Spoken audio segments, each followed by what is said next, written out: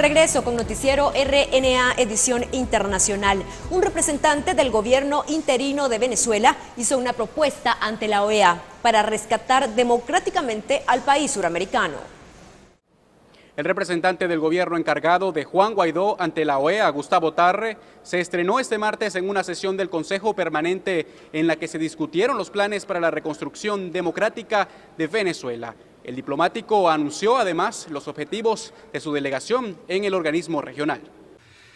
Mis primeras gestiones oficiales serán la solicitud de reingreso de Venezuela al sistema interamericano de derechos humanos, reconocer la jurisdicción de la Corte de San José y acatar las decisiones de la Comisión Interamericana, dejando sin efecto la vergonzosa decisión de abandonarla tomada en el año 2012.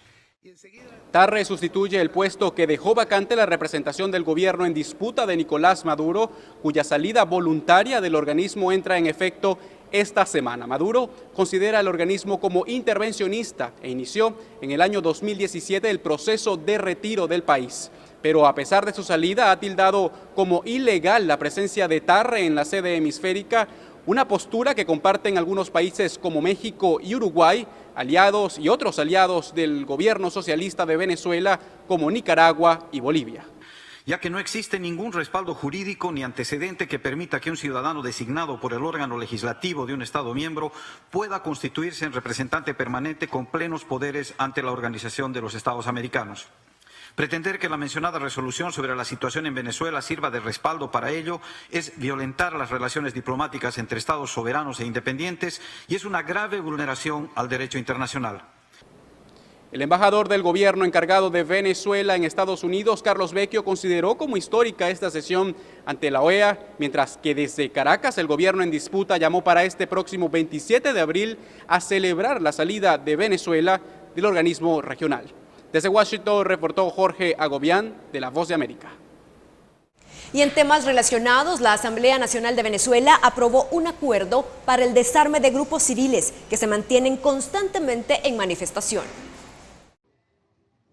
Para algunos ciudadanos en Venezuela, su presencia infunde terror y pánico durante las protestas en las calles, plazas o edificios. Identificados como colectivos armados, son reconocidos como las fuerzas de choque del chavismo, a las que Nicolás Maduro recurrió instándolos a defender la paz ante las manifestaciones convocadas por la oposición. Vamos a blindarnos, cuadrillas especiales de paz, a blindarnos. Nadie va a venir a embochinchar las calles del barrio, de la cuadra, nadie. Este mensaje va directo a las fuerzas populares de base, a los colectivos. En ese contexto, el legislador Carlos Bastardo aseguró que hace falta la ayuda internacional para desarmar a los denominados colectivos armados.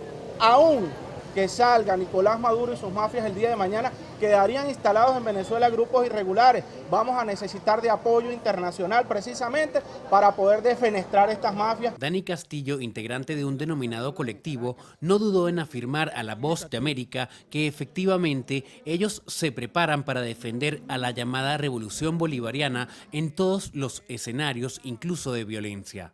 Están armados para pendientes a si sucede algo en el país o algo, por lo menos ahorita cuando quieren invadir algo.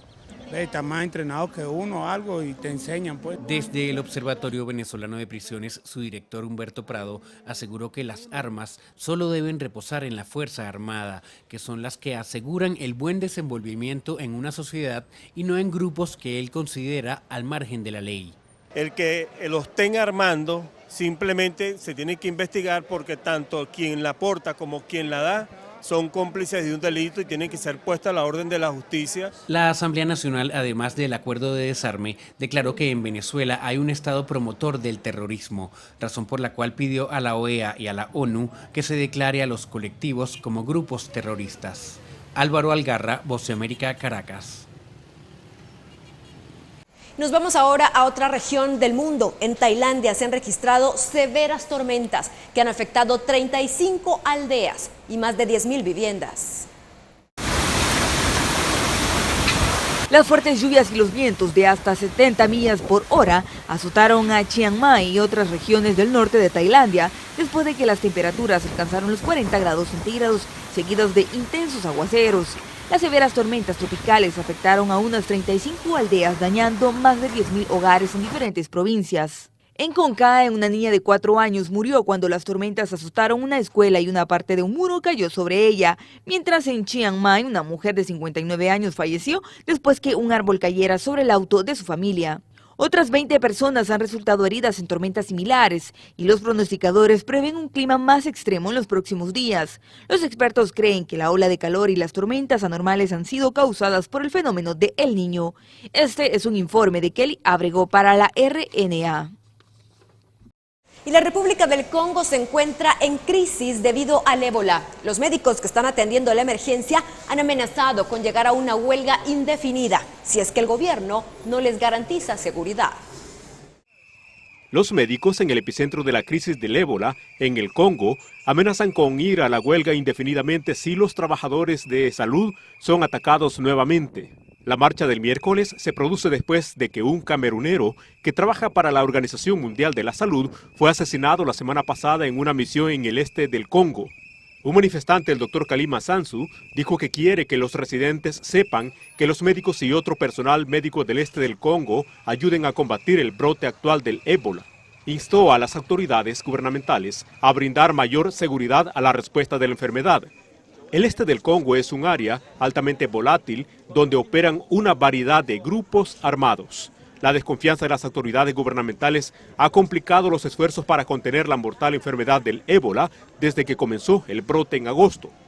Algunos residentes también acusan falsamente a los extranjeros de traer el ébola a la zona. Para RNA, Luis Orellana. Hacemos nuestra segunda pausa publicitaria. No nos cambie, hay más noticias.